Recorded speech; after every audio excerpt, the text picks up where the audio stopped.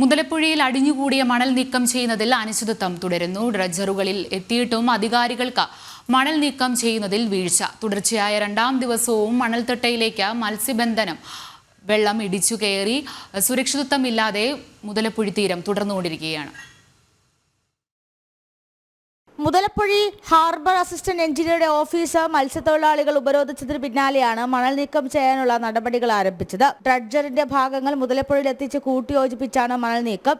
ഇത്തരത്തിൽ 1500 metre cube മണൽ ദിവസവും നീക്കം ചെയ്യാനാകും. അഴിമുഖത്ത് 1 ലക്ഷം മീറ്റർ ക്യൂബ് മണൽ അടിഞ്ഞുകൂടിയിട്ടുണ്ടെന്നാണ് ഉദ്യോഗസ്ഥർ പറയുന്നത്.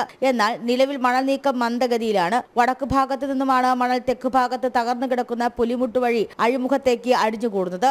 അഴിമുഖത്ത് നിന്നും ഡ്രഡ്ജ് ചെയ്ത് നീക്കുന്ന മണൽ പെരുമാതുറ ഭാഗത്തേക്ക് നിക്ഷേപിക്കുന്നത്. സർക്കാരും കരാർ കമ്പനിയും തമ്മിലുള്ള എഗ്രിമെന്റ് പ്രകാരം വടക്ക് ഭാഗത്താണ് മണൽ നീക്കേണ്ടത്. ഇങ്ങനെ ചെയ്താൽ താഴമ്പള്ളി ഭാഗത്ത് നിന്നും മത്സ്യത്തൊഴിലാളികൾക്ക് വള്ളവുമായി കടലിലേക്ക് പ്രവേശിക്കാൻ സാധിക്കില്ല. ഇതുകൊണ്ട് തന്നെ തെക്ക് ഭാഗത്ത് മണൽ നിക്ഷേപിക്കാനാണ് തീരുമാനം. തെക്ക് ഭാഗത്താണ് കൂടുതൽ തീരം രൂപപ്പെട്ടിരിക്കുന്നത്. ഇത്തരത്തിൽ നീക്കം ചെയ്യുന്ന മണ്ണ് അവിടെ നിന്നും അടിയന്തരമായി മാറ്റിയില്ലെങ്കിൽ ഭാവിയിൽ മണ്ണ് വീണ്ടും അഴിമുഖത്തേക്ക് അടിയാനുള്ള സാധ്യതയുമുണ്ട്. നിലവിൽ കൂടുതൽ സജ്ജീകരണങ്ങൾ എത്തിച്ച മണൽ പൂർണ്ണമായും നീക്കം ചെയ്ത അഴിമുഖം പഴയപടിയിലാക്കാനാണ് ശ്രമിക്കുന്നത്. അതേസമയം മുതലപ്പുഴ മണൽത്തിട്ടയിൽ ഇടിച്ച് വള്ളങ്ങൾ മറിയുന്നത് പതിവാവുകയാണ്.